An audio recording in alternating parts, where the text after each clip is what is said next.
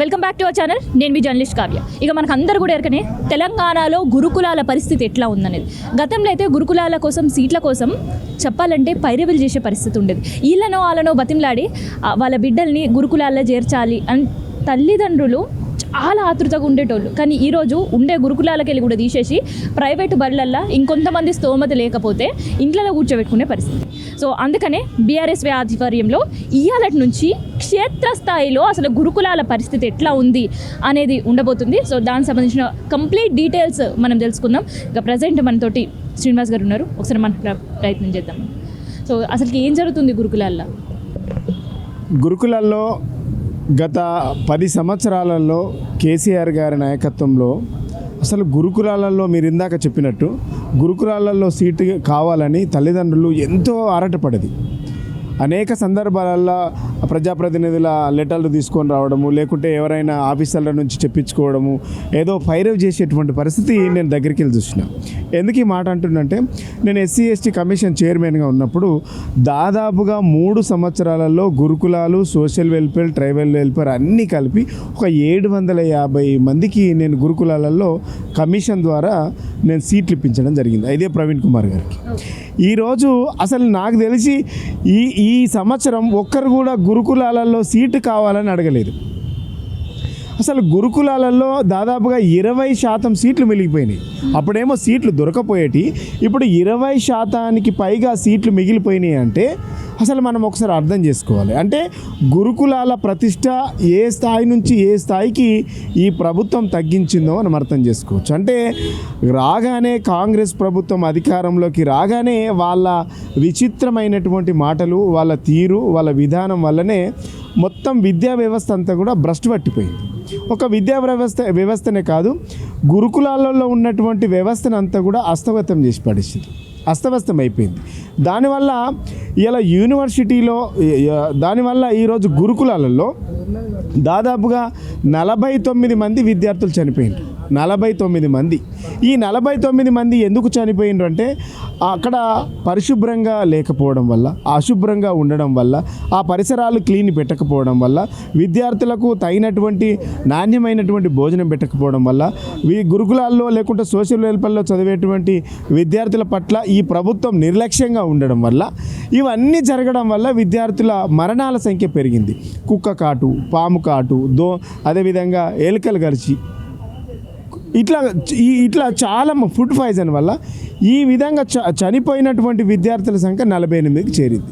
ఇక food poison వల్ల అస్వస్థకు గురైనటువంటి విద్యార్థుల సంఖ్య దాదాపుగా ఈ రోజు వరకు 916 మంది విద్యార్థులకు అస్వస్థతకు గురైందంటే మీరు ఒకసారి ఆలోచన చేయండి. అయితే ఇక్కడ ఇంకొక సందర్భం, ఫుడ్ పాయిజన్ ఒక చోట జరిగింది అంటే ప్రభుత్వం కట్టుదిట్టమైన ఏర్పాట్లు చేయాలి.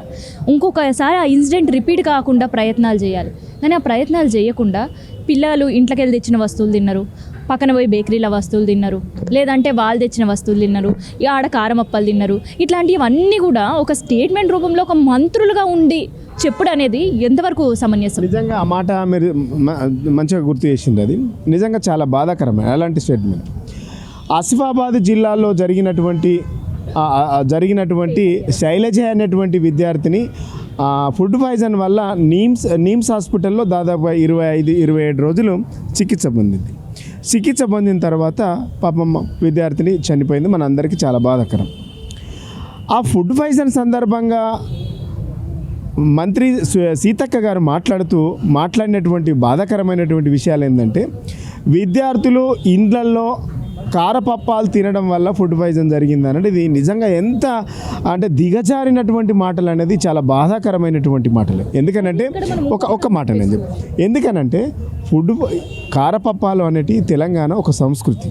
ప్రతి సందర్భంలో అప్పాలు చేసుకుంటూ తింటారు. ఇది మొదటిసారి కాదు, ఇది చివరిసారి కాదు. అంటే గత ఏళ్ళ నుంచి మన సాంప్రదాయబద్ధంగా కారపప్పాలు తినేటువంటి అలవాటు ఈ తెలంగాణ ప్రాంతంలో ఒక ప్రధానంగా ఉంటుంది. ప్రతి పండగకు అప్పాలు చేసుకున్నటువంటి సంస్కృతి మన దగ్గర ఉంటుంది. కారపప్పాలు తిని హాస్పిటల్ పాలైందని చెప్పడం నిజంగా వాళ్ళ దగ్గర దిగజారుడుతనడానికి నిదర్శనం. రెండవది, నిన్నగాక మొన్న నారాయణపేట జిల్లాలో మక్తల్ నియోజకవర్గంలో జరిగినటువంటి ఇంకో సంఘటనలో జెడ్పీహెచ్ఎస్ హై స్కూల్లో జరిగినటువంటి ఇంకో సంఘటనలో విద్యార్థులు కురుకురేలు తినడం వల్ల ఫుడ్ పాయిజన్ జరిగిందని అక్కడ ఉన్నటువంటి కలెక్టర్ గారు చెప్తారు, అక్కడ ఉన్నటువంటి ఎమ్మెల్యేనేమో బేకరీలో ఫుడ్ తినడం వల్ల ఫుడ్ పాయిజన్ అనేది జరుగుతుంది. కోర్టుకి ఏం సబ్మిషన్ చేసిండ్రు వీళ్ళంటే, విద్యార్థులందరూ 22 మంది విద్యార్థులు కురుకురే తినడం వల్ల ఇలా వీళ్ళు అనారోగ్యం పాలైనరు అనేసి కోర్టుకు అఫిడవిట్ ఇచ్చిండ్రు. అంటే ఇంతకంటే సిగ్గుమల్ల చర్యలు ఉంటాయా? అంటే విద్యార్థుల చావులకు అస్వస్థకు గురవడానికి కారణాలు ఒరిజినల్గా తెలుసుకొని విచారణ జరిపించాల్సింది పోయినటువంటి ప్రభుత్వ అధికారులు, ప్రభుత్వంలో పనిచేస్తున్నటువంటి ప్రజాప్రతినిధులు ఇంత అంటే అసమర్థంగా, అవివేకంగా వీళ్ళ దగ్గర మాటలు మాట్లాడుతున్నారంటే వీళ్ళకి గురుకులాల పట్ల, సంక్షేమ హాస్టళ్ల పట్ల, సంక్షేమ హాస్టళ్ల విద్యార్థుల సమస్యల పరిష్కారానికి వీళ్ళు మాట్లాడుతున్నటువంటి మాటలకు ఏమైనా సంబంధం ఉందా? ఈ రాష్ట్ర చరిత్రలో దాదాపుగా సమైక్య రాష్ట్రం నుంచి తెలంగాణ రాష్ట్రం వచ్చిన తర్వాత కూడా ఇలాంటి సంఘటన, ఇలాంటి దయనీయమైనటువంటి పరిస్థితి ఎక్కడ కూడా చూడలేదు. అంటే కోర్టే పిలిచి మొట్టికాయలేసి మీరు ఏం చేస్తున్నారు, ఒకే స్కూల్లో ఒకే జిల్లాలో 3 సార్లు ఫుడ్ పాయిజన్ జరిగినాక తర్వాత కూడా మీరు వాటి మీద నివారణ చర్యలు తీసుకోవాలంటే అసలు మీరు చేస్తున్నటువంటి పని ఏంది అని అధికారులను మందలించింది. ప్రభుత్వానికి అసలు మందలించినటువంటి పరిస్థితి గతంలో ఎప్పుడు చూడలే. నేను విద్యార్థి నాయకుల నుంచి పనిచేస్తున్నా. అంటే ఈ ప్రభుత్వంకు ఉన్నటువంటి చిత్తశుద్ధి, ఈ ప్రభుత్వం ఉన్నటువంటి కమిట్మెంట్ ఏందో తెలిసిపోయింది కదా. అయితే ఇక్కడ కారమప్పల ముచ్చట చాలా ఇంట్రెస్టింగ్ అనిపిస్తుంది వినేటోళ్ళకి, నవ్వుకునే పరిస్థితి వచ్చింది. సరే, ఒక పిల్లనో ఒక పిల్లగాడో లేదా ఒక విద్యార్థో కారమప్పలు తెచ్చిందే అనుకుందాం. తెస్తే ఎంతమందికి ఇవ్వగలుగుతుంది? ఎగ్జాక్ట్లీ వాళ్ళ క్లాస్ వాళ్ళకి ఇవ్వగలుగుతుందా, లేదా పక్కన క్లాస్ వాళ్ళకా, లేదంటే మొత్తం సగం హాస్టల్ ఇచ్చే పరిస్థితులు ఉంటాయా అని చెప్పేసి నవ్వుకుంటున్నారు. గతంలో కూడా కోర్టుకు సబ్మిషన్ చేసినప్పుడు కూడా ఇదేంది మక్తల్ నియోజకవర్గానికి సంబంధించి పేరెంట్స్ అదే మాట్లాడింది. మాకు డబ్బులు లేక, చదివించే స్తోమత లేక ప్రభుత్వ స్కూళ్ళకు పంపిస్తూ ఉన్నాం. మా పిల్లలకు కుర్కురేలు కొనిచ్చి మా పిల్లలకు బేకరీలు ఉన్నటువంటి బేకరీ ఫుడ్ కొనిచ్చేటువంటి దుస్థితిలో ఉంటే ఈ ప్రభుత్వ హాస్టల్స్కి లేకుంటే ప్రభుత్వ స్కూళ్ళకు పంపేయాల్సినటువంటి దుస్థితి మాకు ఎందుకు ఉంటుంది, మాకు కర్మ ఎందుకు ఉంటుంది అనేటువంటి తల్లిదండ్రులు చెప్తున్నటువంటి సమాధానం. నిజంగా మీరు అన్నట్టుగా కారపప్పాలు తీసుకొచ్చి ఒక హాస్టల్లో 100 నుంచి 150 మంది లేకుంటే 200 నుంచి 300 మంది ఉంటారు అనుకో, ఎన్ని అప్పాలు చేసుకురావాలి? అంటే వీళ్ళకు అసలు పూర్తిగా పరిజ్ఞానం లేకుండా అజ్ఞానంలో మాట్లాడుతున్నటువంటి మాటలు. అంటే వీళ్ళకు వాటిపైన శ్రద్ధ లేదు, వాటిని నివారించడానికి అవకాశం లేదు, సమస్య పరిష్కరించడానికి సమయం లేదు. ఇంకో విషయం, ఇదంతా జరుగుతూ ఉంటే రెండో పక్క ఈ 10 నెలల కాలంలో దాదాపుగా ఇంతమంది చనిపోయిందని చెప్తా ఉంటే మేము 49 మరణాలు, 916 మంది అనారోగ్యం పాలై హాస్పిటల్ పాలైనరు. గింత జరుగుతూ ఉంటే ప్రభుత్వం నుంచి స్పందన లేదు, ముఖ్యమంత్రి స్పందన లేదు. అసలు గమ్మత్ ఏంటంటే సంక్షేమ హాస్టళ్ళ సమస్యను పరిష్కరించడానికి, వాళ్ళ సమస్యలు తెలుసుకోవడానికి పోదామంటే సంక్షేమ శాఖ మంత్రి లేడు, సోషల్ వెల్ఫేర్కు లేడు, మైనారిటీ వెల్ఫేర్కి లేరు, అదేవిధంగా ట్రైబల్ వెల్ఫేర్కు లేడు. ఒకటి. రెండవది, ఈ విద్యాశాఖ గవర్నమెంట్ స్కూళ్ళల్లో చదివేటువంటి విద్యా వ్యవస్థ ఎట్లా ఉంది, విద్య బాగున్నది బాగలేదు, ఈ విద్యా వ్యవస్థ బస్టిపోతుంది, ఈ విద్య గురించి చెప్పడానికి ఎవరికైనా పోదామంటే విద్యాశాఖ మంత్రి లేడు. మా ఆడపిల్లల మీద అత్యాచారాలు జరుగుతూ ఉన్నాయి, విద్యార్థులపైన అగత్యాలు జరుగుతూ ఉన్నాయి, ఆడపిల్లలపైన అగత్యాలు జరుగుతూ ఉన్నాయి.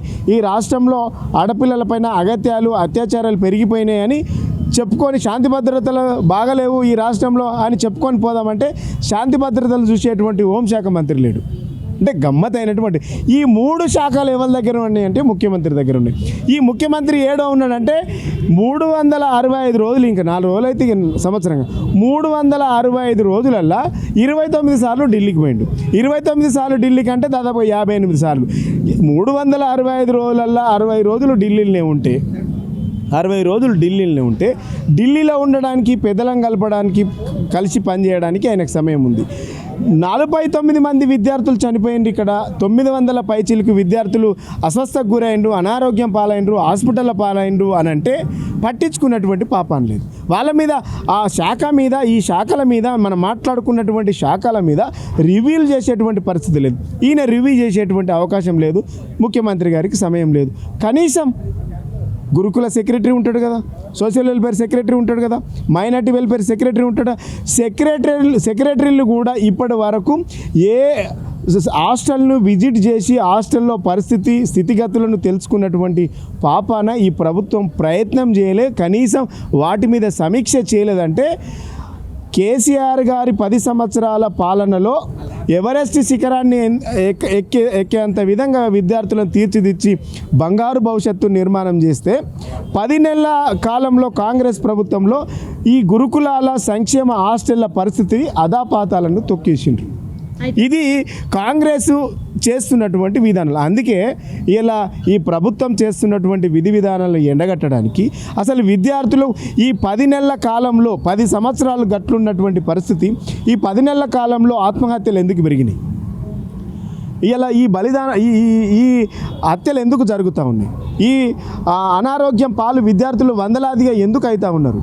ఇలా ఈ ఫుడ్ పాయిజన్ ఎందుకు జరుగుతూ ఉన్నది, మరణాలు ఎందుకు పెరుగుతూ ఉన్నాయని తెలుసుకోవడానికి మేమే కేటీఆర్ గారి నాయకత్వంలో మేము కూర్చొని, ప్రవీణ్ కుమార్ గారు మేము అందరం కూర్చొని ఇలా పార్టీ అధిష్టానం మేరకు మేమే గురుకులాల బాట పెట్టినాం. ఇలా విద్యార్థులు 33 టీములు ఇలా మేము గురుకులాల బాటకొని 33 టీములు 33 జిల్లాలకు వెళ్ళి నిజంగా వాస్తవ పరిస్థితులు తెలుసుకొని వచ్చి ఆ విధి విధానాలన్నీ కూడా తెలుసుకొని వచ్చి మా నాయకుడు కేసీఆర్ గారి leader of opposition party LP లీడర్కు ఒక నివేదిక సమర్పిస్తాం.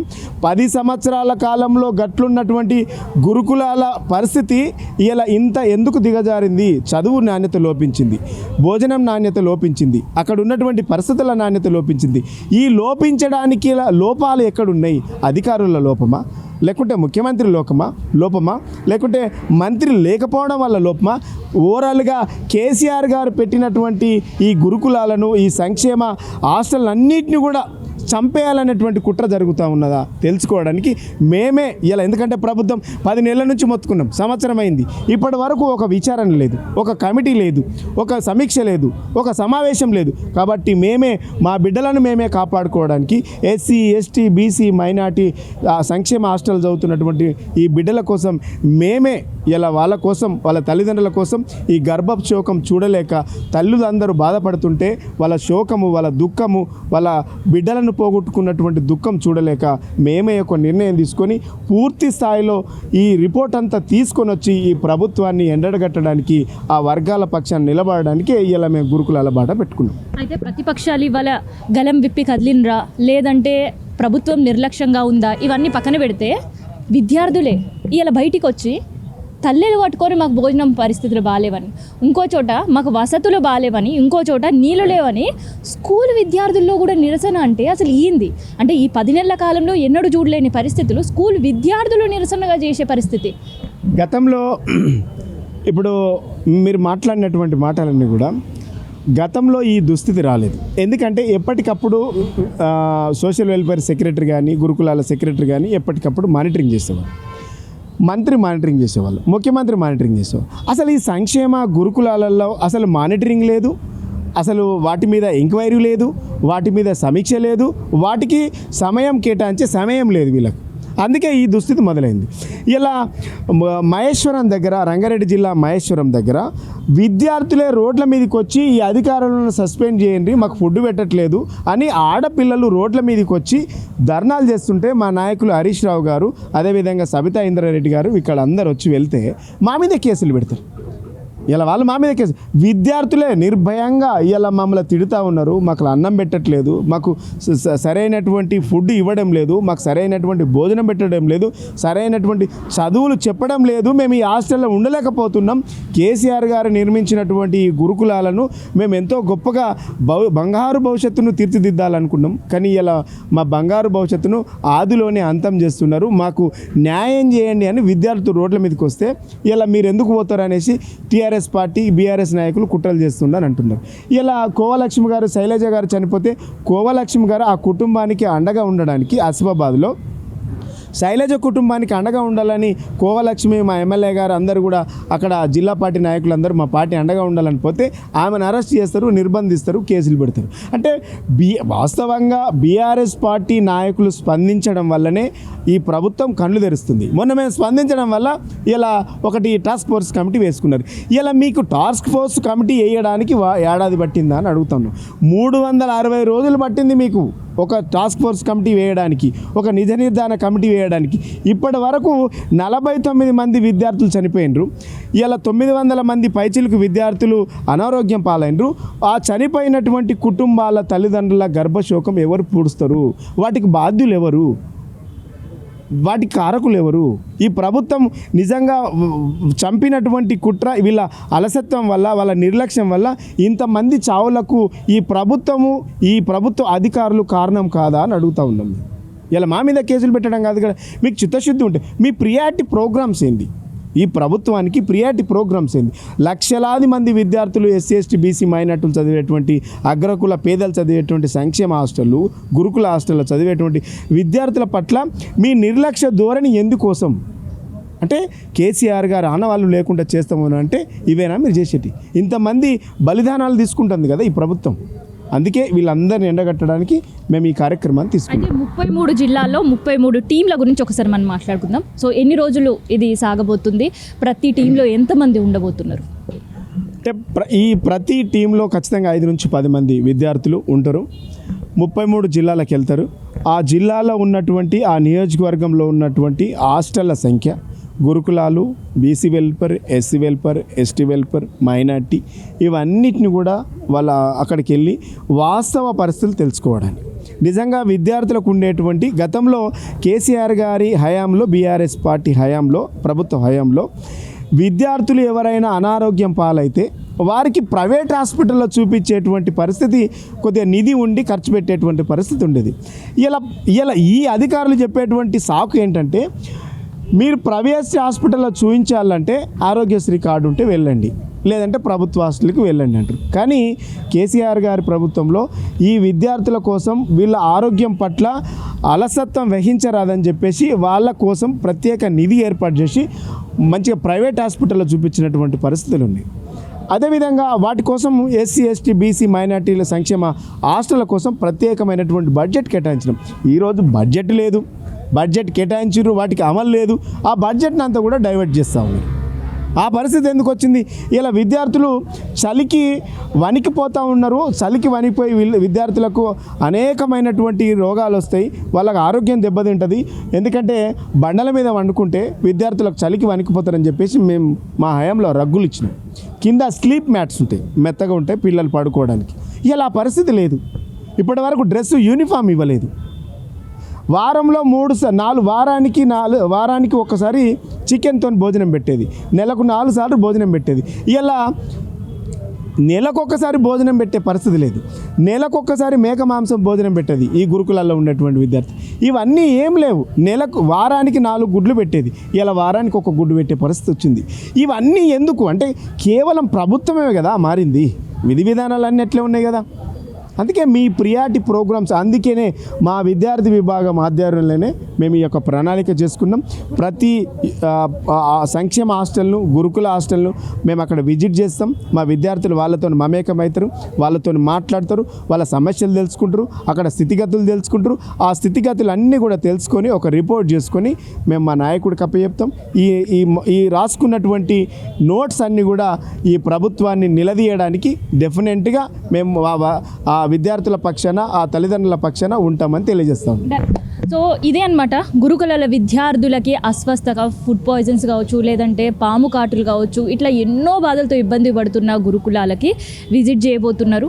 దాదాపు 33 జిల్లాల్లో 33 టీంలు కదిలి వెళ్తున్నారు. అయితే పోతున్నారా వస్తున్నారా అన్నట్టు కాదు, ఒక పక్కా ప్రణాళికతో, పక్కా రికార్డుతో మాత్రమే భవన్ నుంచి బయలుదేరినారు. సో ఒక్కసారి నా చేతిలో ఉండే పేపర్ చూద్దాం. సో ఇక్కడ స్కూల్ నేమ్కి సంబంధించి, అడ్రస్, డిస్ట్రిక్ట్ సంబంధించి, తర్వాత అలాటెడ్ స్టూడెంట్ కౌంట్, అంటే ఆ హాస్టల్లో ఎంతమందికే అలొకేషన్ ఉంది అనేది అకౌంట్, తర్వాత ఇప్పుడు ప్రజెంట్ ఎంతమంది కౌంట్ ఉన్నారనే సంబంధించిన సంఖ్య, అలాటెడ్ ఫ్యాకల్టీ కౌంట్, అంటే ఆ హాస్టల్కి సంబంధించి ఎంతమందిని ఫ్యాకల్టీని ఇచ్చిండ్రు, తర్వాత ప్రజెంట్ ఫ్యాకల్టీ కౌంట్ ఇప్పుడు ఉండేవాళ్ళు ఎంతమంది ఉన్నారు అనేది. అంటే ఇక్కడ మనకి ఈ కింద ఒక 4 ఖాళీలు చూస్తుంటేనే మనకు అర్థమవుతుంది. అంటే విద్యార్థులు గతంలో ఎంతమంది ఉండే, ఇప్పుడు ఎంతమంది ఉన్నారు, వాళ్ళకి సరైన విద్య అందుతుందా లేదా, అందట్లేదు అంటే అక్కడ ఫ్యాకల్టీ లోపం అనేది అందరు కూడా ఎరకనే. సో అందుకనే అక్కడ ఆ కాలం ఏర్పాటు చేసారు. సో ఇవన్నీ కూడా హాస్టల్కి సంబంధించి మాత్రమే.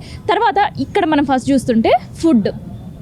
అయితే గతంలో మనం చూస్తుంటే ఒక 1 వీక్కి సంబంధించిన ఫుడ్ మెనూ ఉండేది. అంటే కేవలం ఒక లంచ్కి సంబంధించి కాదు, వాళ్ళు తినే పొద్దున బ్రేక్ఫాస్ట్కి సంబంధించి కావచ్చు, తర్వాత లంచ్కి సంబంధించి కావచ్చు, వాళ్ళకి ఇచ్చే స్నాక్కి సంబంధించి కావచ్చు, అండ్ రాత్రి పెట్టే డిన్నర్కి సంబంధించి. సో పౌష్టికాహార లోపం పిల్లల్లో ఉండొద్దు అని చెప్పేసి వాళ్ళకి చికెన్ ఎప్పుడు పెట్టాలి, ఎగ్ ఎప్పుడు పెట్టాలి, వెజిటేబుల్ కర్రీ ఎప్పుడు పెట్టాలి, దాంతోపాటు మిక్స్డ్ వెజిటేబుల్ కర్రీ ఎప్పుడు పెట్టాలి, బగారా రైస్ ఎప్పుడు పెట్టాలి, మటన్ ఎప్పుడు పెట్టాలి, ఎగ్ ఎప్పుడు ఇవ్వాలి, ఇట్లా అన్ని డీటెయిల్స్కి సంబంధించి ఒక మెనూ గత ప్రభుత్వంలో, నేను చెప్పేది ఈ ప్రభుత్వం గురించి కాదు, గత ప్రభుత్వంలో ఉండే. కానీ ఈ ప్రభుత్వంలో ఇక పిల్లల మాటలు అయితే మీ అందరికీ ఎరుకునే కాబట్టి ఇప్పుడు ప్రభుత్వం గురించి నేను మాట్లాడదలుచుకోలే ఆ ఫుడ్ మెనూ కోసం. సో ఇప్పుడు పిల్లలు హాస్టల్లో ఏం తింటున్నారు అనేది ఆ ఫుడ్కి సంబంధించి అండ్ కిచెన్ పరిస్థితి. అదే ఫుడ్ పాయిజన్ అయిన ప్రతి చోట కూడా మనకి సోషల్ మీడియా త్రూ కావచ్చు, మెయిన్ స్ట్రీమ్ మీడియా త్రూ కావచ్చు, ఎన్నో పేపర్లలో కూడా మనం చూసినాం అక్కడుండే కిచెన్ పరిస్థితి ఎంత దారుణంగా ఉన్నది. అంటే కుళ్ళిపోయిన కూరగాయలు కావచ్చు, ముక్కిపోయిన బియ్యం కావచ్చు, ఆ కిచెన్లో ఎలుకలు కావచ్చు, ఒక దుర్వాసన కావచ్చు, కంప్లీట్గా పూర్తిగా క్లీన్ చేయని ఒక కిచెన్ దుస్థితి కావచ్చు. సో అట్లాంటి కిచెన్స్ ఉన్నాయా, ఉంటే వాటి పరిస్థితి ఏంది, అక్కడ ఏం మార్పులు జరగాలి అనేది కిచెన్ కాలం. అండ్ డ్రింకింగ్ వాటర్కి సంబంధించి, so drinking water and teaching staff ఎంతమంది ఉన్నారు, ఇవన్నీ డీటెయిల్స్తో పాటు ఇక్కడ కాస్మెటిక్, డ్రెస్, షూ, బెడ్షీట్ ఇవన్నీ కూడా హాస్టల్స్లో ఉండే పిల్లలకి ప్రభుత్వమే ప్రొవైడ్ చేస్తుంటుంది అనమాట. సో అవి ఇప్పటివరకు కూడా చాలా స్కూల్స్లో అందలేవు, స్కూళ్ళలోనే డ్రెస్సులు అందలేవు. మరి హాస్టల్లో పరిస్థితి ఎట్లుందో అనేది నాకు ఎరకలేదు. సో అందుకనే ఆ కాలం కూడా ఏర్పాటు చేసిండ్రు. సో ఇదనమాట ఈ కంప్లీట్ ప్రొఫైల్ సంబంధించిన ఇన్ఫర్మేషన్. అండ్ 33 జిల్లాల్లో 33 మంది టీమ్స్తో వారం రోజుల పాటు గురుకులాల్లో ఉండే పరిస్థితి క్షేత్రస్థాయిలో ఒక అధ్యయనం చేయడం కావచ్చు, పిల్లల పరిస్థితి తెలుసుకునే ప్రయత్నం అయితే బీఆర్ఎస్ చేస్తుంది. సో మరి ఇది ఎంతవరకు సక్సెస్ అవుతుంది, మరి అక్కడ వాళ్ళకి ఏమైనా రిస్ట్రిక్షన్స్ గవర్నమెంట్ పెడుతుందా, లేదంటే ఎలాంటి తప్పులు లేవు అంతా సవ్యంగా ఉంది అని అనుకుని హాస్టల్లోకి అనుమతిస్తుందా అనేది మనం కూడా చూద్దాం.